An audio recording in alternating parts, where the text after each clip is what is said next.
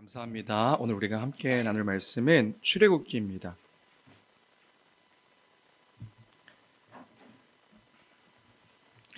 출애굽기 20장 1절로 17절까지 말씀을 함께 보도록 하겠습니다. 출애굽기 20장 1절로 17절까지 제가 가진 성경은 구약성경 112페이지입니다.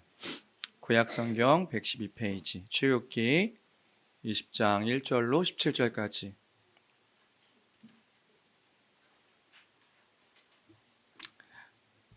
다 찾으신 줄 알고 한 목소리를 읽도록 하겠습니다. 함께 읽습니다. 시작. 하나님이 이 모든 말씀으로 말씀하여 이르시되 나는 너를 애굽 땅 종되었던 집에서 인도하여 낸 내 하나님 여호와니라. 너는 나 외에는 다른 신들을 내게 두지 말라.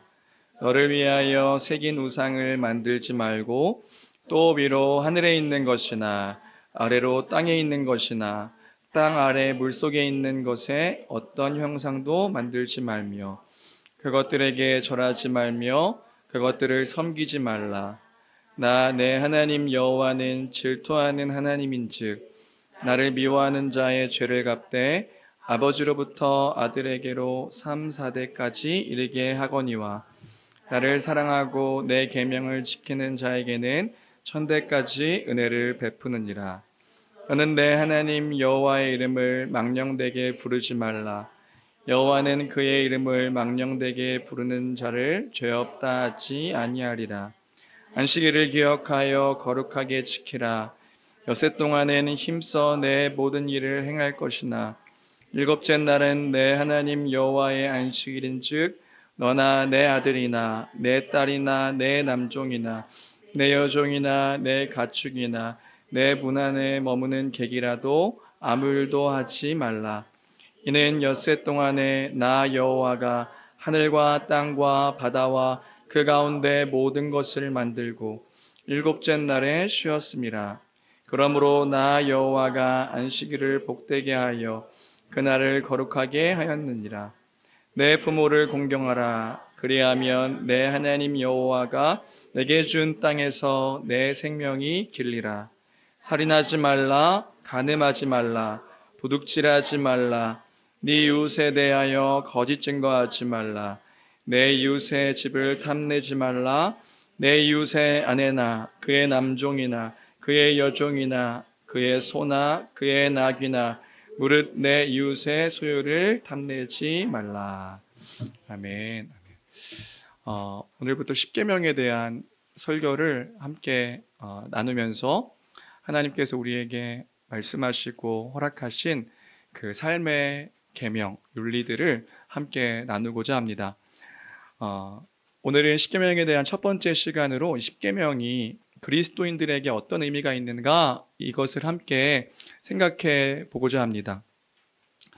역사적 기독교 안에서 십계명은 어떤 의미인가 그 믿음의 선배들이 하나님의 영원한 도덕법이다 이렇게 말할 정도로 십계명은 영원한 하나님의 윤리적 그리스도인들의 윤리적 기준이요 또 도덕적인 기준이 십계명이다 이렇게 여겼었습니다.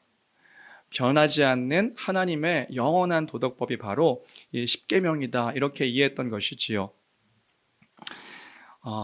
그런 십계명이 이렇게 지금 이 시대를 살아가고 있는 우리에게 어떤 의미인가 먼저 생각해 보고 싶습니다. 지금 이 시대가 어떤 시대인가? 많은 사람들이 지금 이 시대를요 포스트 모더니즘 시대라고 이야기합니다.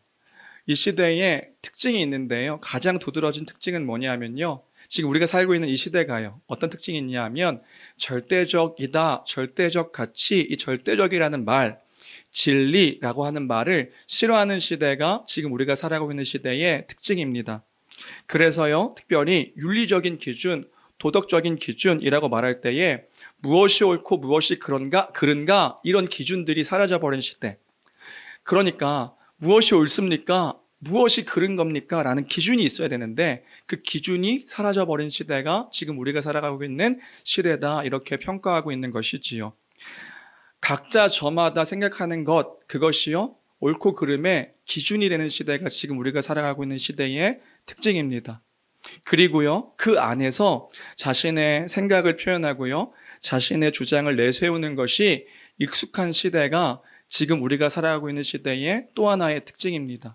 그러니까 나의 생각, 내가 기준되어서 그 안에서 생각하고 그 안에서 말하는 것이 너무나도 익숙해져 버린 시대, 그 시대가 우리가 살아가고 있는 이 포스트 모더니즘 시대의 특징인 것이지요. 그래서요, 외부에서 자신을 통제하는 것에 대해서 알러지 반응이 일어나는 것처럼 싫어합니다. 누군가가 권위를 가지고 말하는 것을 좋아하지 않는 거예요. 권위를 가진 어떤 이가 있다는 것도 싫어하고요. 권위라는 말 자체를 싫어하는 시대가 지금 우리가 살아가고 있는 시대의 또 하나의 특징입니다. 그래서 누군가 권위를 가지고 이야기를 하면 이런 생각을 하는 거예요. 자신의 생각에 침해받는다. 내 생각을 부정당한다. 이렇게 생각하면서 이런 반응을 보이는 거죠. 당신이 뭔데 나한테 뭐라 그래? 나도 내 생각이 있는데 당신이 왜 나한테 뭐라고 하는 겁니까? 라고 반응하는 시대. 예전에는요, 우리 어른 세대들은 아마 이런 생각들을 하실 텐데, 모든 사람들에게 공통적으로 갖고 있는 그 절대적인 가치와 생각들이 있었습니다. 그래서요, 기본적인 예로 그냥 모든 사람들이 공통적으로 공공의 선이다, 공통으로 가지고 있는 기준이라고 하는 그 도덕적인 기준이 모든 그 사람들에게 있었죠. 그래서요, 기본적인 예로 이런 거예요.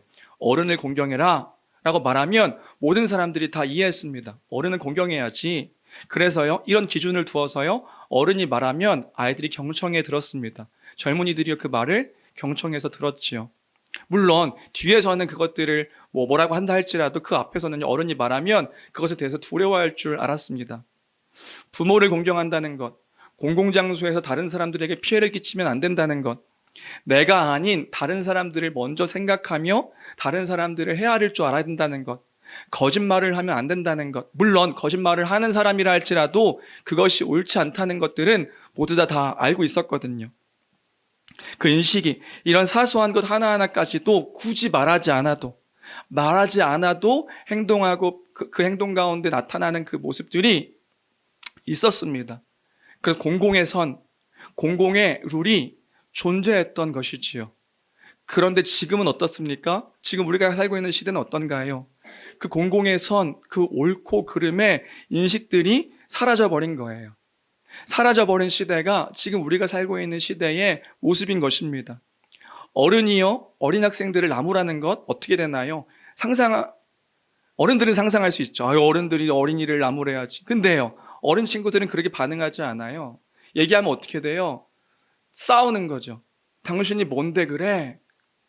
예전에 저희 때만 해도 우리 고등학생들이 막 나쁜 짓을 하면 숨어서 했습니다. 그럼 지금은 어떻게 하는지 아세요? 지금은요, 교복 입고 당당하게 합니다. 그 당당하게 길거리를 돌아다니면서 당당하게 행동해요. 근데 누구도 그 아이들의 행동들을 나무라지 않죠. 나무라면 싸우니까요. 상상할 수 없어요. 상상만 하는 거죠. 상상은 해요. 어른들은 상상해요. 아이들은 다른 상상을 하고요. 젊은 사람들은 다른 상상을 하죠. 심지어 선생님들이요, 학생들에게 뭐라고 할 수 없습니다. 뭐라고 하면 학생들이 가만히 있지 않아요. 부모와 자녀의 관계도 역시 그렇습니다. 가정의 역할에 대해서도 공공의 어떤 공통으로 이야기하는 그런 선과 기준이 사라져 버렸습니다.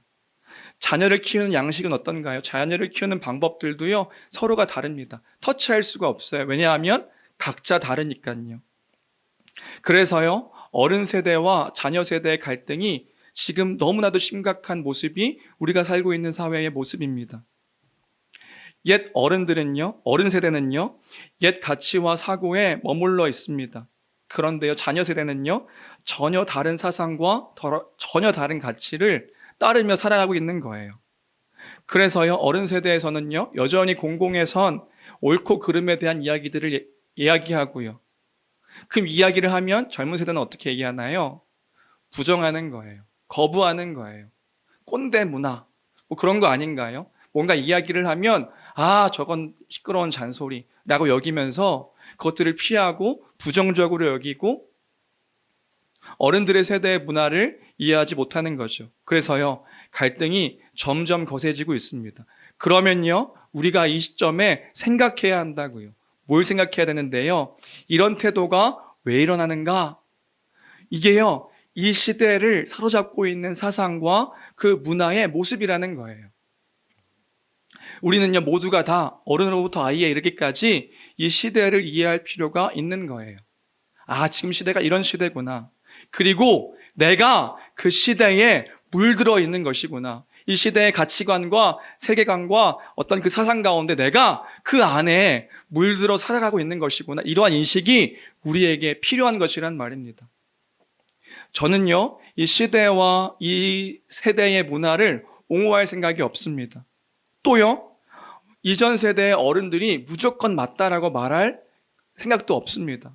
우리가 다 각자 저마다 그 시대가 가지고 있는 사상과 문화 가운데 물들어 있었다, 물들어 있다, 이것들을 인식할 필요가 있다는 것이지요. 그래서요, 그 자리에서 우리는 기억하며 생각해야 되는 것입니다.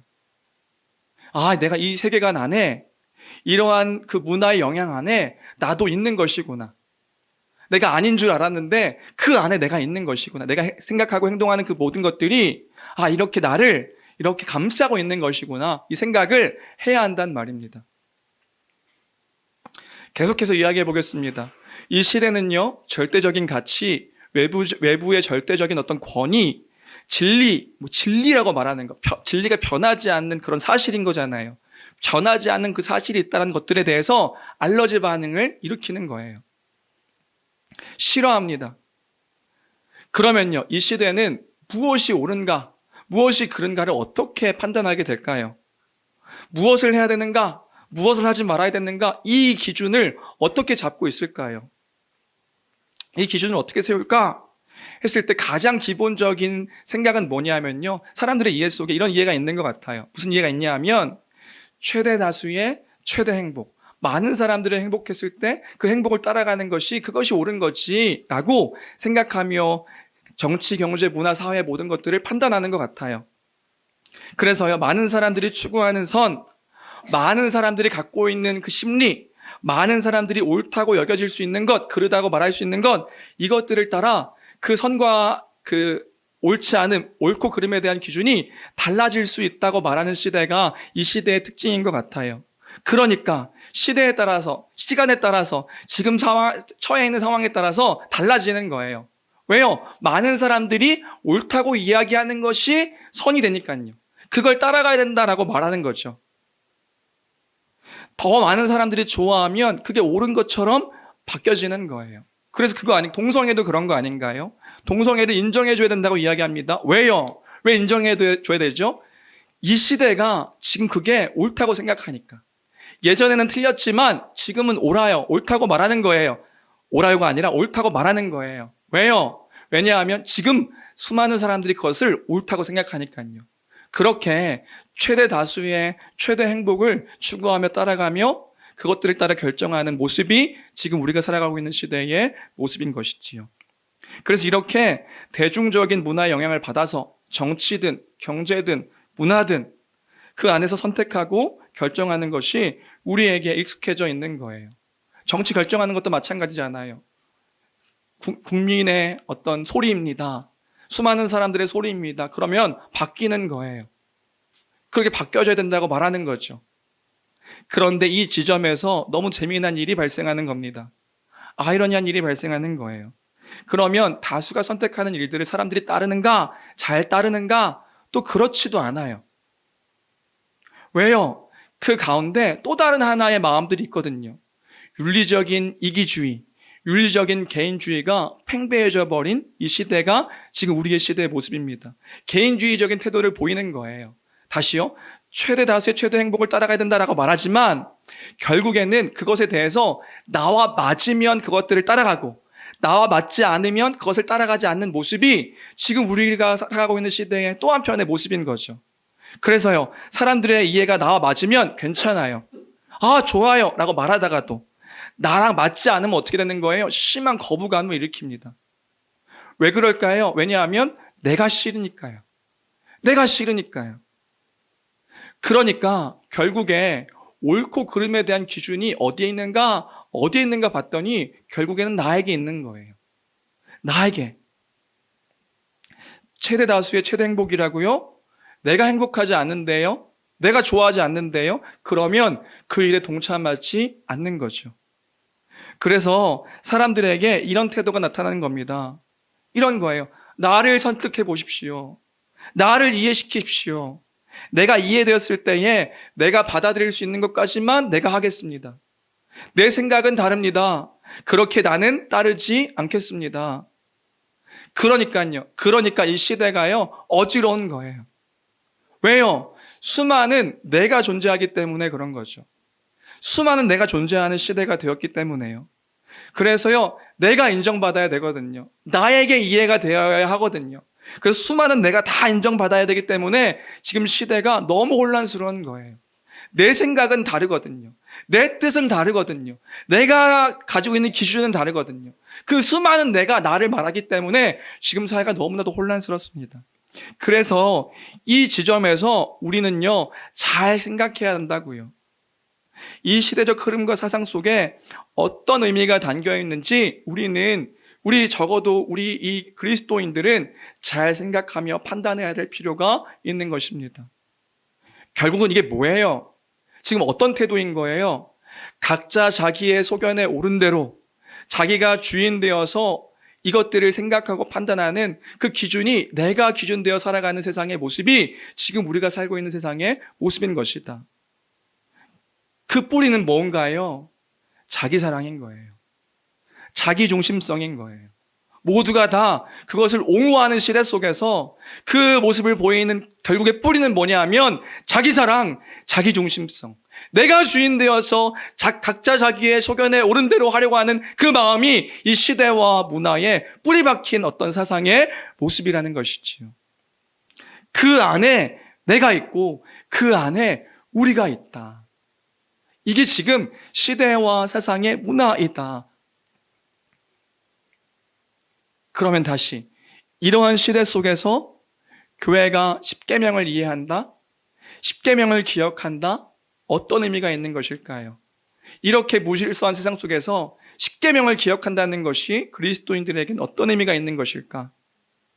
자기 사랑으로 가득한 세상 속에서 큰 나와 또 함께하는 이들에게 큰 파장을 일으키는 어떤 일이 되는 것이다. 개인의 삶의 영역에서도 그렇고 우리가 보는 세상의 일에서도 그렇고요. 다시금 그 정체성을 기억하는 그 시간이 이 십계명을 이해하는 그 시간일 것이란 말입니다.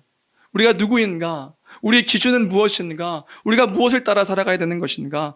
참된 은혜와 복이 무엇인지 알게 되는 시간이 될 줄로 믿습니다. 다시요. 이 시대와 문화 속에 있는 우리임을 인정하고 기억하는 거예요. 그런데 그때 이것에 반하여 이 시대와 문화, 우리가 살고 있었던, 우리가 가지고 있는 그 가치의 어떤 것들과 반하여 절대적인 기준이 있음을 기억하며 우리가 살아가야 되는 삶의 이유와 목적과 모습이 무엇인지를 알아가는 시간이 될 것이기 때문에 귀하고 복된 시간이 될 것이다. 이 사실을 기억하는 우리가 되기를 주님의 이름으로 축원합니다. 그리스도인의 삶은요, 결코 모호하지 않습니다. 그리스도인의 삶은요, 결코 추상적이지 않습니다. 하나님은 당신이 만든 세상의 창조주로서 당신의 백성들에게 어떠한 삶이 귀한 삶이고 어떠한 삶을 살아가야 되는지에 대해서 명확히 보여주셨기 때문에, 모호하게 살지 않게 하셨기 때문에 이 사실을 기억하며 주의 말씀 가운데 거하여 주의 거룩하심을 따라 살아가고 살아내는 주의 거룩한 백성 우리가 되기를 주님의 이름으로 축원합니다. 그래서 처음 서두를 그렇게 이 시대와 그 의미를 한번 생각해 봤고요. 이 십계명을 지켜간다는 것이 무엇인가? 그럼 본격적으로 십계명이 무엇인가? 십계명을 어떻게 이해해야 될까? 함께 나눠보도록 하겠습니다. 어떤 분이 이렇게 질문할 수도 있을 것 같아요.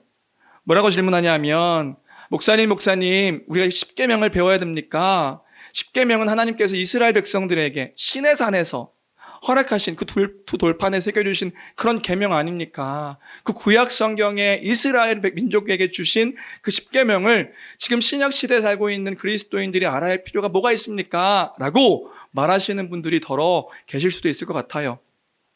그런데 우리는 적어도 언약을 배웠기에 이렇게 생각하지 않을 수 있겠다. 언약을 우리가 배웠으니까, 그렇죠? 우리가 언약 성경 강좌를 통해서 구약 성경에 나와 있는 이스라엘 민족이 어떤 의미인가를 우리가 함께 생각해 봤었습니다. 그렇죠? 이 성경은요, 창세기서부터 요한계시록까지 하나님 나라, 그리고 하나님 나라의 그 구속적인 관점에서 성경을 이해해야 된다, 이 사실을 우리가 함께 나눴었죠. 그래서 이스라엘 구약 성경에 나와 있는 이스라엘 나라는 그 나라의 어떤 그 민족성을 이야기하고 있는 것이 아닌 거예요. 그럼 뭐예요? 단순한 역사적인 한 나라에 대한 이해가 아닌 것이지요. 예수 그리스도께서 이 땅 가운데 오셔서 성취하신 하나님 나라, 그 하나님 나라의 모형, 예표, 그림자의 역할을 감당하는 것이 이 구약 성경에 나와 있는 이스라엘이었습니다. 그렇죠? 무슨 말인지 이해되시죠? 네. 안 되시면 뭐 다시 성경 강좌를 들으시는 걸로 하고요. 그래서 이스라엘 나라 이야기는 어떤 이야기냐면 하나님 나라에 대한 이야기인 거예요. 그 하나님 나라의 관점에서 그 이스라엘을 바라봐야 되는 것이지요. 그래서 계속해서 강조했는데 신약 성경에서 예수님이 뿅 하고 나타나신 것이 아니라고요. 뿅 하고 나타나서 말씀하시고 회개하라 천국이 가까이 왔느니라 내가 찾고 하나님 나라가 가까이 왔으니 회개하고 이 복음을 믿으라, 그냥 뿅 나타나서 이적을 일으키시고 십자가에 죽으시고 못 박히시고 부활하셔서 승천하시고 교회를 세우시고 하신 것이 아니라고요. 그럼 뭐예요? 예수님께서 오셨을 때 뭐 하신 거예요? 구약 성경에 예표되어 있는, 약속되어 있는 그 하나님의 약속, 그 언약의 성취로 그리스도께서 오셔서 그 구약의 말씀들을 이루시고 성취하신 것이 예수님의 사역이었습니다. 그냥 오셔서 뿅 하고 말씀하시고 행하시고 이루신 것이 아니라고요. 하나님의 나라가 무엇인지 우리가 어떻게 합니까? 구약 성경의 그 이스라엘 나라를 통해서 하나님께서 보여주신 그 나라를 보며 그 신약 성경에서 말하고 있는 예수님의 말씀들을 우리가 이해할 수 있는 거예요.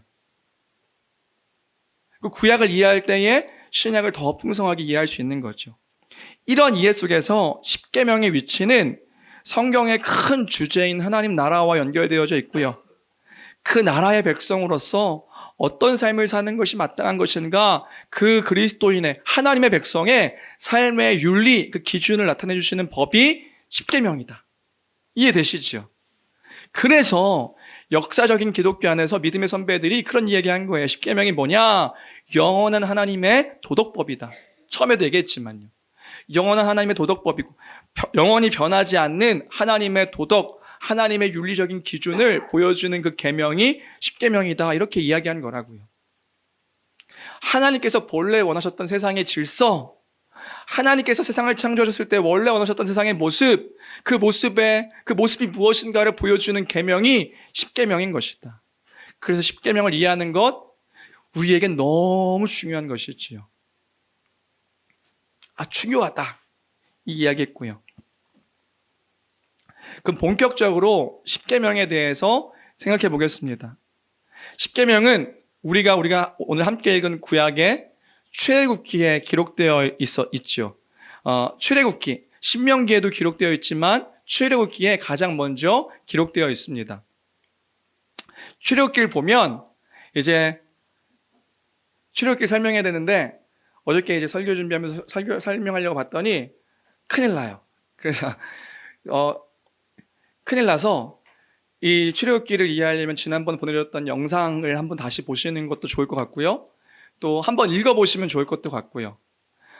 간략하게 이야기하면 1장부터 18장까지는 그 이스라엘 민족을 애굽, 그 이집트에서 탈출시키는 그 역사 이야기가 이제 1장부터 18장까지의 내용이죠. 그래서 모세를 부르시고 이스라엘 민족이 애굽에서 종되었는데 힘들어하고 있는, 또 얘기하고 있네요. 어쨌든 이 모든 것들을 이제 역사적으로 이야기하고 있는 것이 1장부터 18장까지 이야기고요. 그럼 19장부터는 무슨 이야기인가? 시내산, 그 탈출하여서 이스라엘 민족이 광야에 있게 되는데 그 시내산에서 하나님이 그 이스라엘 민족과 언약을 맺으시는 장면이 이제 19장부터 시작되어지는 그 하나님과 당신의 백성과 맺으시는 그 언약의 이야기가 19장부터 40장까지의 내용인 것이지요. 그럼 성경에서 언약이란 무엇인가요? 언약이란 하나님이 당신의 백성과 맺으시는 관계를 맺으시고 약속하시는 법적인 약속, 그게 언약이지요. 그래서 하나님께서요, 이 약속을 하시는 거예요. 당신의 백성들과 이 약속을 하시는 겁니다. 무슨 약속을 하시냐면 나는 너희의 하나님이 되고 너희는 내 백성이 될 것이다. 이게 언약 공식이거든요. 나는 너희의 하나님이 되고 너희는 내 백성이 될 것이다. 이 약속을 하시며 언약을 맺으시는 거예요. 그리고 내가 너희를 내 백성 삼아서 내 백성으로 따르게 할 것이야. 이렇게 말씀하시며 그 백성이 어떻게 살아가야 되는지를 이제 보여주신 계명이 20장에 나와 있는 10계명의 내용인 것입니다. 그래서 다시 정리하면 하나님 나라의 백성의 삶의 기준, 그 윤리, 어떻게 살아가는 것이 마땅한 삶인가를 보여주는 기준이 10계명인 것이다. 오늘은 10계명의 10개의 말씀이라고도 이야기하거든요. 원래 계명이라기보다 10개의 말씀으로 되어 있는데 그 10개의 말씀을 하나하나 다루기에 앞서서 먼저 서원 부분만 다루고 오늘 설교를 마치려고 합니다. 우리는 10계명 하면 10개의 계명을 외우는 데만 급급하지만 사실 이 10계명은 이 서원, 시작이 너무나도 중요한 가치가 있는 거예요. 왜요? 왜냐하면 이 10계명을 지키는 그 백성이 어떤 백성인가를 알려주는 게 이 서원이기 때문에 그런 겁니다. 20장 1절, 2절인데요. 우리 1절, 2절 10계명을 주신 목적, 이 목적 함께 읽어보도록 하겠습니다. 함께 읽습니다. 시작. 하나님이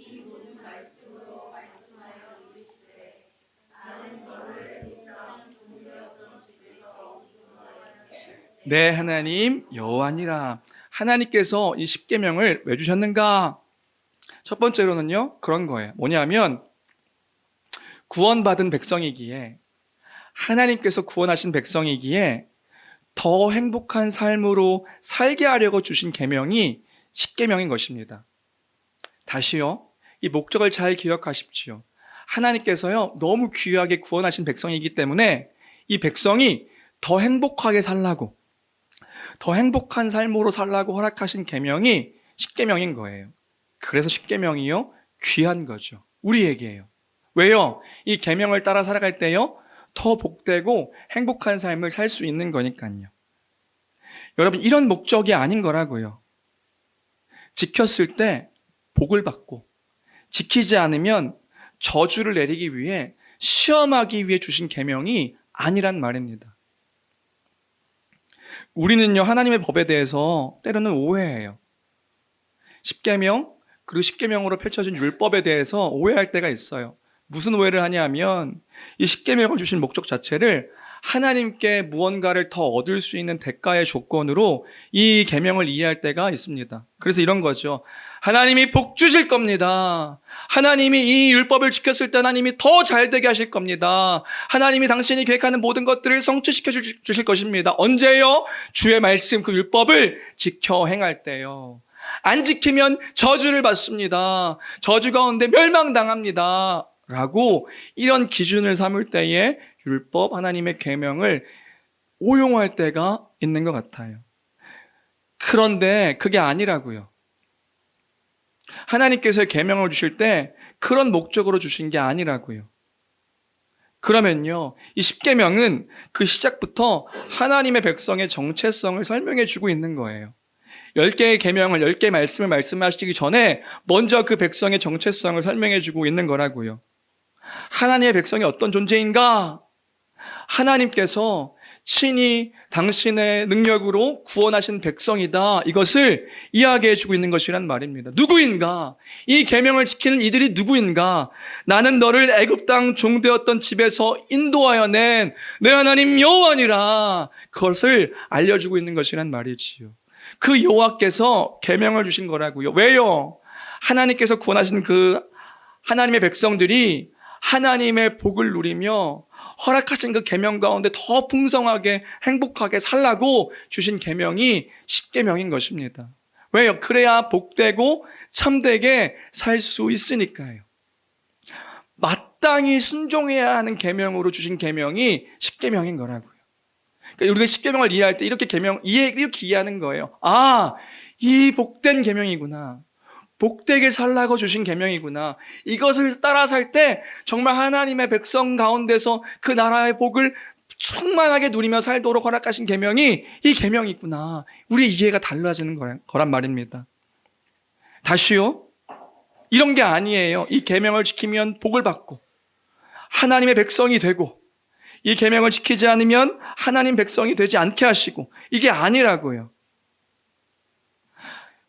어떤 분이 이렇게도 말씀하시더라고요. 하나님께서 구원은 하셨지만 구원은 하셨는데 이 땅 가운데 잘 살려면 어떻게 돼요? 이 땅 가운데서 복 받고 더 풍성하게 많은 것들을 성공하며 살려면 하나님 말씀을 지켜야죠.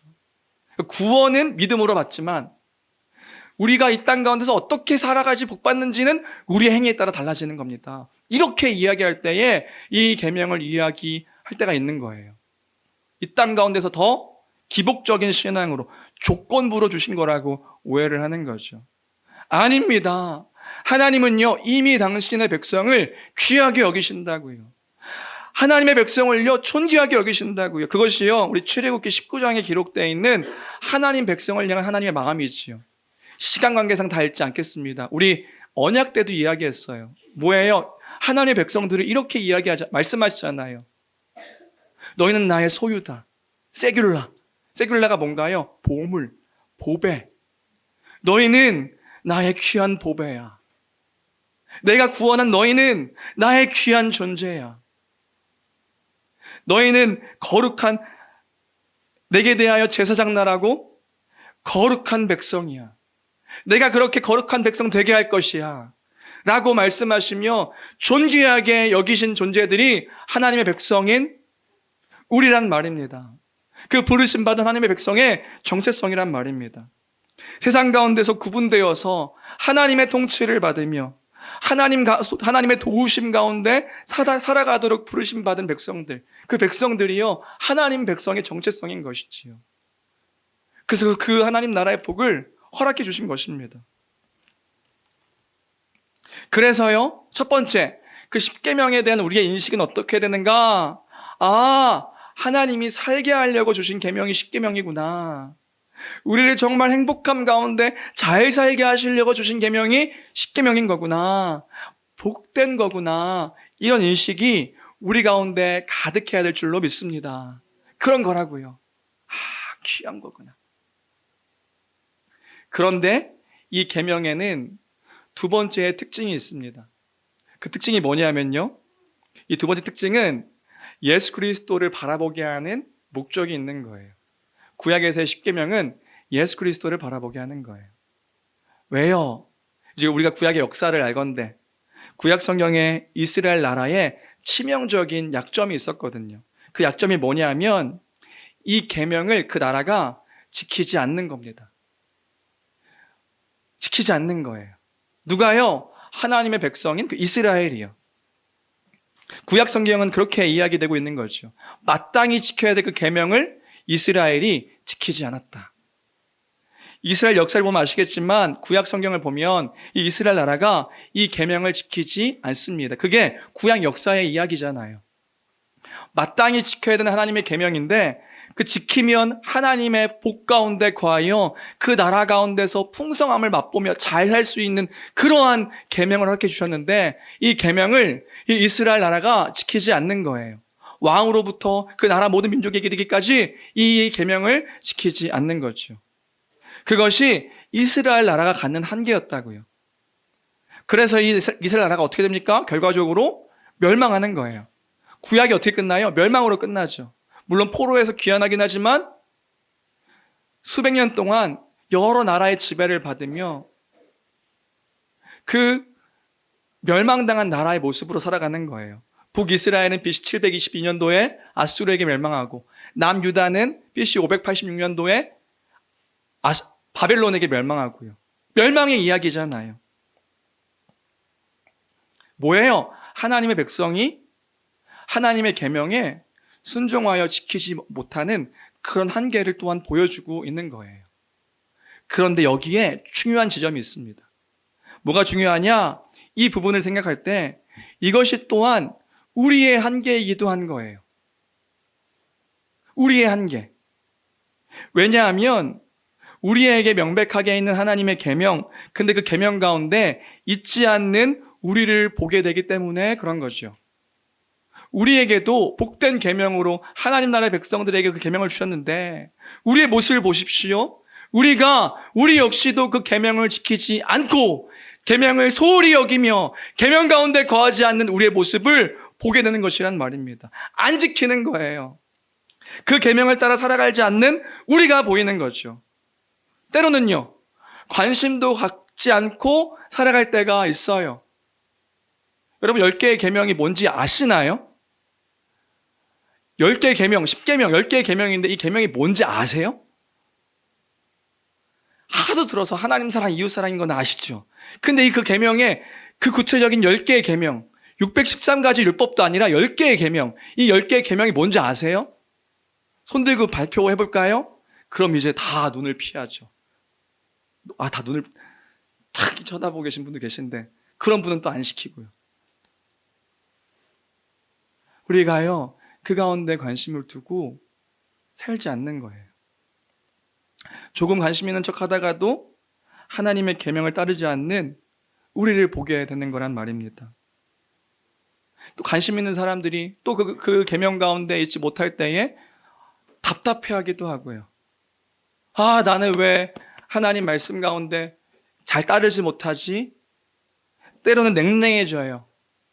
그 말씀 어차피 지키지 못하는 거 포기, 안 돼. 나는 원래 그래. 이래. 나는 원래 이렇게 지킬 수 없는 사람이야. 라고 여기기도 하고요. 때로는 그 계명의 이야기가 무겁게 여겨지는 사람들이 있어요. 족쇄처럼요. 그래서 어떤 사람이 이렇게까지 얘기하는 거 들었습니다. 내가 하나님만 몰랐으면 내가 진짜 편하게 살 수 있는데 내가 하나님을 알아가지고 뭐 죄만 지을 때마다 불편해. 그렇게 얘기하는 사람도 있었어요. 여기 뭔가 이렇게 자꾸 하나님이라는 그 존재가 내 안에 있는 것 같은데 그래서 죄를 지을 때마다 불편하대요. 족쇄처럼 여기며. 그래서 어떤 사람들은 예수 믿는 게 힘들다고 이야기하기도 하고요. 안 지키면서 힘들다고 이야기해요. 기대 수준이 너무 높다 말하기도 하고요. 때로는 나는 좀 괜찮은 사람인 줄 알았는데 또 10계명의 계명들을 이렇게 들이대니까 뭔가 높아지려고 했는데 들이대니까 하나님 앞에 그 계명이 보이는 거죠. 내가 저 안에 있구나. 나는 진짜 안 되는구나 라고 보여지는 계명이 또 10계명의 그 계명의 모습인 거예요. 마땅히 지켜야 한다고 말씀하시는데 마땅히 지키지 못하는 우리의 모습을 보니까 그래서 그 10계명의 의미들을 하나하나 볼 때마다 우리는 처절하게 주인이라는 사실들을 다시금 깨닫게 되니 불편해지는 거죠. 그래서요, 어떤 분이 이런 말씀하시는 것도 들은 적이 있어요. 뭐냐 하면 어떤 목사님이 10계명을 설교하셨는데 큰 호흡이 필요합니다. 이런 말씀하시더라고요. 무슨 말이냐? 그러니까 우리가 10계명을 잘 모르니까 지금 목사님 저는 그렇게 불편하지 않는데요. 근데 10계명을 설교하니까 하나하나 설교할 때마다 성도들의 얼굴이 굳어지더래요. 하나하나 이런 의미입니다. 이렇게 설명하니까 얼굴에 막 그 기쁨이 가득한 게 아니라 10계명 언제 10개 계명이 왜 이렇게 긴 거야? 하면서 얼굴이 굳어지더라는 거죠. 알게 되니까. 몰랐으면 그나마 괜찮았는데 알게 되니까요. 이렇게 쉽지 않은 일이란 말입니다. 뭐예가요? 이 10계명을 하나씩 하나씩 이해하고 그렇게 지켜가면서 살아가야 하는 우리의 삶과 모습들과 태도들이요. 그런데 그때에 이 계명들이 때로는 우리가 이 시대 가운데 이 문화 가운데 물들어 있는 우리의 삶 가운데서 이 계명을 지켜가는 것이 쉽지 않다 여겨질 때가 있습니다. 맞아요. 이 계명을 따라 죄성을 갖고 있는 우리의 모습 가운데서 이 계명을 따라 살아갈 때 쉽지 않아 보일 때가 있을 수도 있다고요. 이제 그래서 예방주사입니다. 앞으로 십계명을 이야기할 때마다 우리의 마음들이 무거워지고 답답해지고 어려워지고 힘들어지고 할 때가 있다고요. 그런데 그때에 그 자리에서 그 지점에서 생각해야 할 것이 있다. 그게 뭐냐? 그게 뭐냐 하면 그 자리에서 우리는요, 은혜를 발견해야 할 줄로 믿습니다. 왜냐하면요, 하나님은 우리를 구약에 머물게 하지 않으셨거든요. 우리가요, 예수 그리스도로 말미암아 그 약속이 성취된 새 언약, 그 새 시대 가운데 거하는 자들이 되었기 때문에 우리는 기쁨이 되어야 될 줄로 믿습니다. 우리가요, 복음을 아는 거예요. 우리가요, 예수 그리스도께서 오셔서 하신 그 복음의 내용들을, 그 사실을 믿는 자들이란 말입니다. 예수님께서 뭐 하셨어요? 하나님의 계명을 다 지켜서 이 계명을 다 성취하셨습니다. 우리는 믿음 안에서 그리스도 안에 있는 자임을 이제는 기억하는 자들이란 말입니다. 그 안에 있는 자들이다. 그래서요. 이제는요, 구약 성경을 볼 때 이 구약 성경에 머물러서 볼 수 없는 거예요. 그럼 어떻게 봐요? 그리스도 안에서 구약 성경을 보는 거예요. 그리스도 안에서, 이미 성취하신 그리스도 안에서 이 구약 성경의 계명과 율법들을 보는 것이란 말입니다. 그래서요, 우리는 믿음으로 예수 그리스도의 그 의, 그 순종의 의를 다 받은 자다. 그러니까 하나님께서요, 그리스도 예수 안에 있는 자를 정죄의 상태로 봐주시는 것이 아니라 의의 상태로 봐주시며 이 계명을 우리에게 복되게 허락해 주셨다. 이 사실을 기억하는 우리가 되길 주님의 이름으로 축원합니다. 그러니까 억눌리는 것으로 끝나는 것이 아니라 이미 성취하신 그리스도 안에 있기에, 정열국이라는 사람을 그냥 내어놓고 율법 앞에, 계명 앞에 있으면 그 앞에 살아있을 수도 없고 죽을 수밖에 없는 죄인으로 있을 수밖에 없지만, 우리가 이제 복음을 아는 자가 되었다고요. 복음 안에 있는 자가 되었다고요. 그리스도 안에서, 이미 성취하신 그리스도의 그 은혜 아래서, 그리스도 영이신 성령으로 말미암아 우리가 다 얻은 자로 주님께서 봐주시기 때문에 이 계명은 결코 우리에게 무겁게 하는 짐이 아닌 거예요. 우리에게 어떤 계명인가요? 살게 하도록, 정말 하나님 나라의 백성으로서 복되게 살게 하도록 허락하신 계명이 이 십계명이다. 그래서 우리는 이 계명을 하나하나 배울 때마다 아멘, 주님, 내가 그 하나님을 사랑하는 그 일들에, 그리고 하나님께서 허락하신 그 사랑하는 사람들을 사랑하는 일들에 주님 그 말씀 가운데 순종하겠나이다 고백하는 우리가 되어야 될 줄로 믿습니다. 그러한 계명이라고요. 그러니까 우리는 이런 태도일 수 없는 거예요. 안 해, 못해, 나는 할 수 없어, 이게 아니라고요. 그리스도 안에 있는 자이기 때문에 그 주님이 이 모든 것들을 성취하셨고, 그리스도의 영이신 성령께서 우리와 함께 하시기 때문에 이 말씀을 기뻐 지킬 수 있는 그 힘과 능력과 용기를 다 허락해 주심을 믿으며 이 계명 가운데, 이 어그러지고 무질서한 세상 가운데서 참된 진리의 기준을 따라 살아가는 우리가 되어야 될 줄로 믿습니다. 이러한 태도일 수도 없는 거예요. 어떤 어리석은 사람들이 이렇게 말하는 사람들도 있더라고요. 아, 우리 주님이 다 이루셨네? 다 이루셨으니 나는 그럼 안 지켜도 되는 것인가? 아, 이 계명 그냥 조금 소홀하게 여기면서 나는 염두에 두지 않고 그냥 주님께서 이루신 것들만 나는 믿으며, 나는 어떻게 살든지 간에 구원받은 사람이니까 그냥 내 생각대로, 내 마음대로 살면 되겠네. 어떻게 그럴 수 있단 말입니까? 여러분, 어떻게 그럴 수 있단 말입니까? 그 하나님의 말씀 가운데 거하지 않는 그 죄가 하나님의 말씀에 불순종하는 것이며 하나님의 백성으로서 마땅히 하지 말아야 될 일들인 것인데, 복되게 허락하신 그 계명들 가운데서 어떻게 그것을 기뻐하지 아니하며 하나님께 범죄하는 그 일들을 기쁘게 할 수 있단 말입니까? 그것은 노골적으로 하나님을 부정하는 태도의 모습인 거란 말이에요. 하나님의 마음을 아프게 하는 그 일들에, 성령을 근심하게 하는 그 일들에 내가 어떻게 편한 마음을 가지며 살아갈 수 있단 말인가요? 그건 둘 중에 하나인 거죠. 복음을 제대로 알지 못하거나 복음을 안 믿는 것이거나 이제는 은혜 가운데 살아가는 우리에게 그 구원의 은혜를 안 우리가 주 없이 살 수 없는 자가 된 것이란 말입니다. 그 계명은 우리 주님께서 우리에게 더 행복한 삶을 살게 하려고 허락하신 그 은혜의 계명이기에 그 은혜의 계명 가운데 거하며 하나님께서 본래 원하셨던 것들을 맛보며 누리며 기뻐하는 그런 교회 내가 되기를 주님의 이름으로 축원합니다. 말씀을 정리하겠습니다. 오늘은 그 십계명의 시작 서원이었어요. 잘 기억하셨으면 좋겠습니다. 뭘요? 지금 우리가 살아가고 있는 시대의 그 흐름과 모습과 거기 안에 있는 나를요. 당연한 것이 아닙니다. 당연한 게 아니라고요. 내가 생각하고 있는 것, 내가 갖고 있는 그 가치, 우리가 지금 속해 있는 이 문화, 그 안에, 그 시대 안에 내가 있음을 기억합시다.